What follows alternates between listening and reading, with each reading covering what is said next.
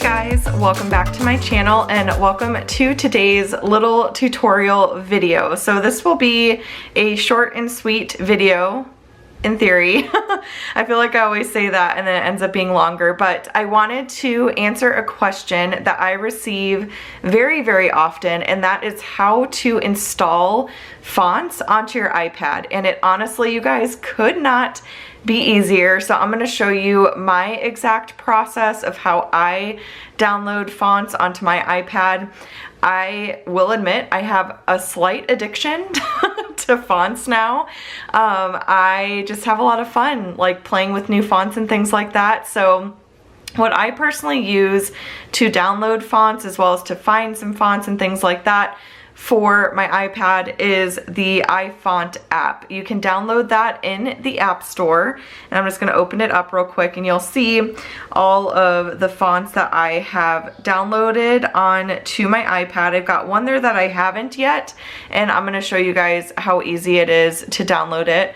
But what you can do is once you have iFont installed onto your iPad, you can go to Find Fonts to Install, and you can open files for OTF files, which you would purchase like off of places like Etsy or Creative Market. I personally search for a lot of my fonts on Etsy, mainly because, well, on Creative Market too has commercial licenses, but a lot of my fonts I use in my products that I sell, and so for me personally, I need to have a commercial license in order to use that font. But a really popular website that you can go to, which you'll see right here, is dafont.com. That's where you can actually go and find completely free fonts. A lot of them are just for personal use, which is why I don't really use this site a ton unless I know I'm just using a font for just myself. But usually I feel like I end up using a lot of my fonts in my products. So I like to just come on here and search for ideas. A lot of times if you find a font on here, you can find it on like Creative Market and Etsy and be able to get the commercial license as well. But I really like to search for handwritten script fonts. That's my personal favorite. So you'll see there's a whole bunch of different options here. That one's really cute. I really like that boarding one and all of that. So let's go ahead and find a font that looks cute. Again, this would be for like a free option. So you'll see here it says like free for personal use, and a lot of them say that. But I'll just kind of go through, find a font that I really like. I'm kind of liking that I Love Glitter one. That's really cute too. I really like this Bill Moore one. I've been looking for a script font that's a little bit more like, I don't know how to describe it, flowy. So if I go to download on dafont.com, it's going to load the fonts, and you'll see it's a .ttf file. So what I'll do is I'll click import, and I just want this one. I'm just going to do the Bill Moore regular.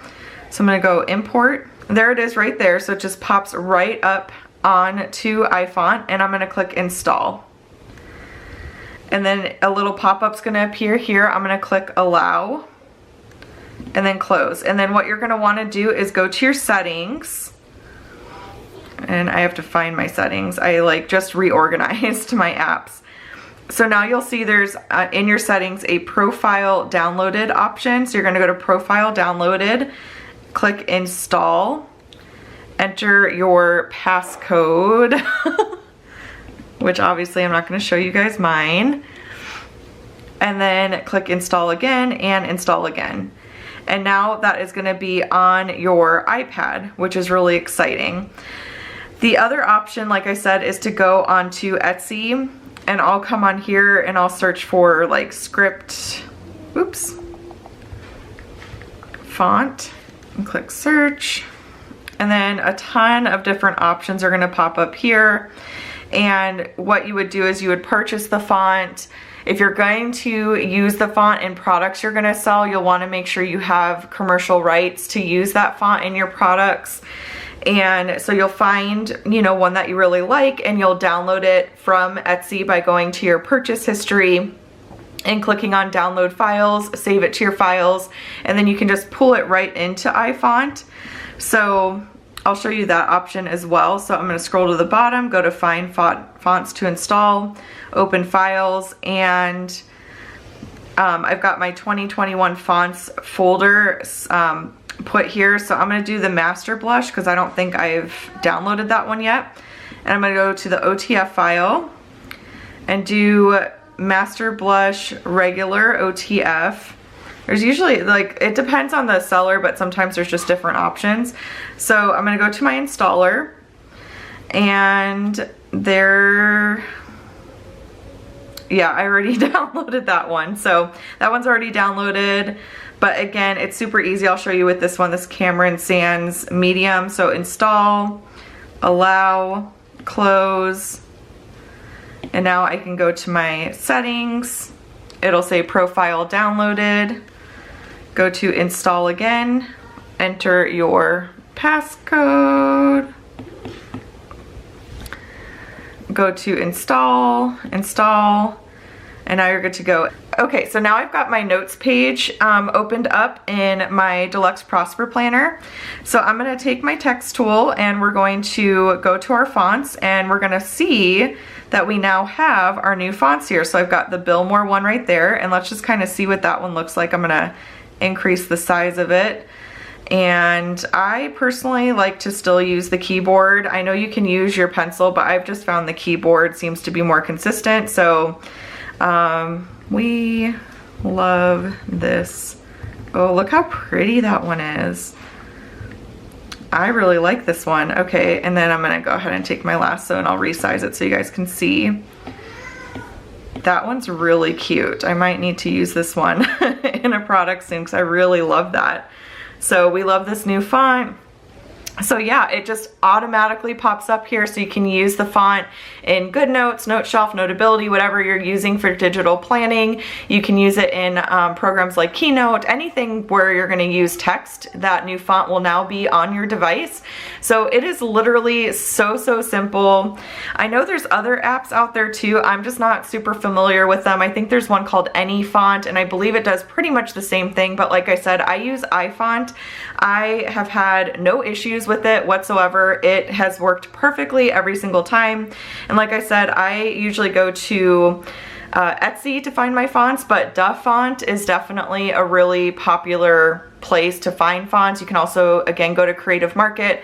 I don't go to Creative Market for a whole ton of stuff either, so I'm not super familiar with it, but those are the different sources where you can find your fonts. And again, if you are going to use the font in items that you sell, make sure you have a commercial license.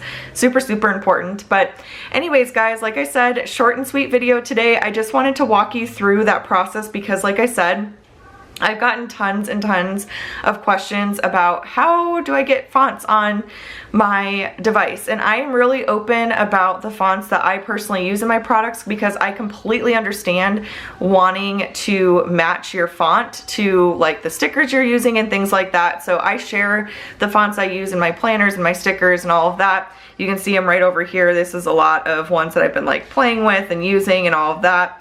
So yeah, I hope that you guys found this video helpful. If you did, please give it a thumbs up and be sure to subscribe to catch all my future videos. I will see you this Friday for our next budget check-in. Let me know as well in the comments down below what other little tutorial videos would you guys like to see, tips and tricks for the iPad or for digital planning, anything like that. Let me know in the comments down below, and I will chat with y'all later. Bye!